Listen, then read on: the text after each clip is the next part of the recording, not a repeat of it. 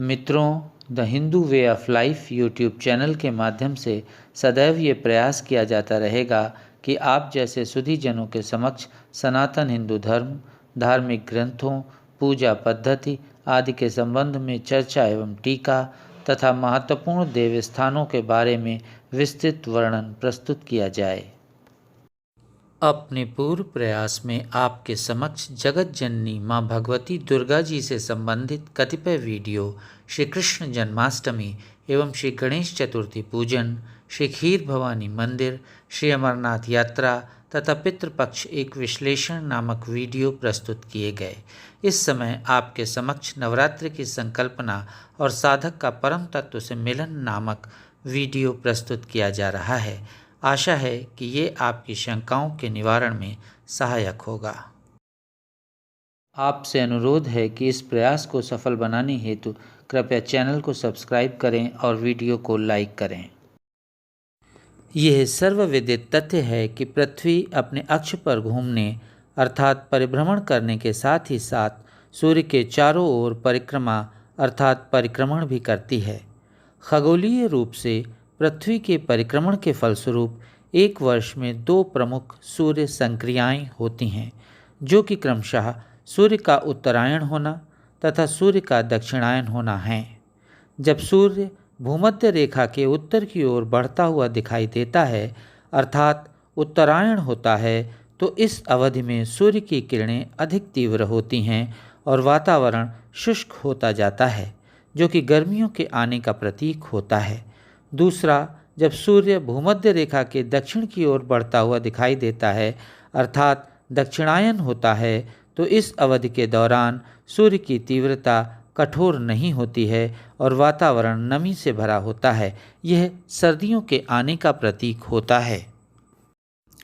वस्तुतः इस समय दो ऋतुएं एक दूसरे से मिल रही होती हैं।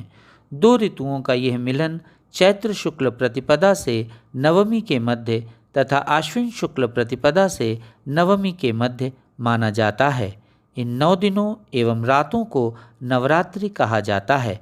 इस संधि काल में संपूर्ण प्राणिमात्र विशेषकर मानव शरीर बीमारियों के प्रति अधिक संवेदनशील हो जाता है, क्योंकि इस संधि काल में सूक्ष्म जीवों, बैक्टीरिया और वायरस के हमले की संभावना बहुत बढ़ जाती है। साथ ही हमारे शरीर की प्रतिरोधक क्षमता भी कम हो जाती है। इसीलिए संभावित बीमारी से निपटने के लिए बाहरी वातावरण और सूक्ष्म जीवों, बैक्टीरिया और वायरस आदि से शरीर को बचाने के लिए हमें अपनी प्रतिरक्षा प्रणाली को सुदृढ़ करने की अत्यंत आवश्यकता होती है। इसके अतिरिक्त नकारात्मक भावनाओं को भी अपने से दूर रखना होता है, ताकि समाज में सकारात्मकता का संचार हो सके। वस्तुतः चैत्र एवं शारदीय नवरात्रि में हवन या यज्ञ द्वारा पर्यावरण को शुद्ध करके अपने शरीर की प्रतिरक्षा प्रणाली को ही तो नवीनीकृत किया जाता है। नकारात्मक भावनाओं को अपने से दूर रखकर सकारात्मकता के संचार का ही तो प्रयास किया जाता है।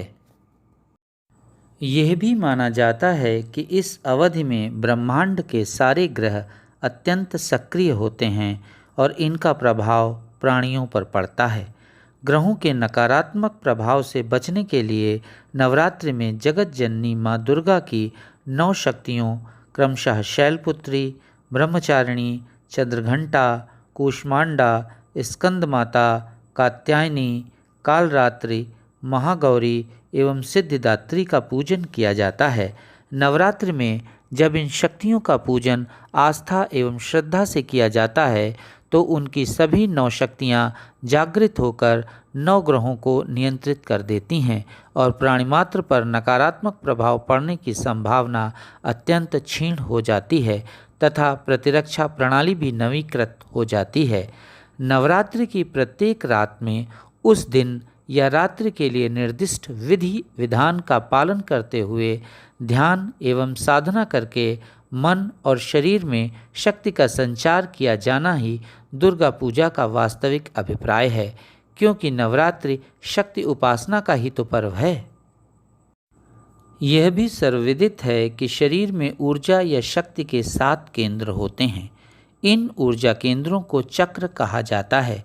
ये 7 चक्र क्रमशः मूलाधार, स्वाधिष्ठान, मणिपुर, अनाहत, विशुद्ध, आज्ञा एवं सहस्त्रार हैं। कुछ सुधीजनों का यह मानना है कि मूलाधार चक्र से सहस्त्रार चक्र की यात्रा नवरात्रि पूजन का परम उद्देश्य है। ये चक्र अर्थात ऊर्जा केंद्र हमारे शरीर की ऊर्जा का प्रबंधन भी करते हैं, हमें परम तत्व की ओर ले जाते हैं, अर्थात साधक शारीरिक, मानसिक, भावनात्मक एवं आध्यात्मिक ऊर्ध्वगति को प्राप्त करता है।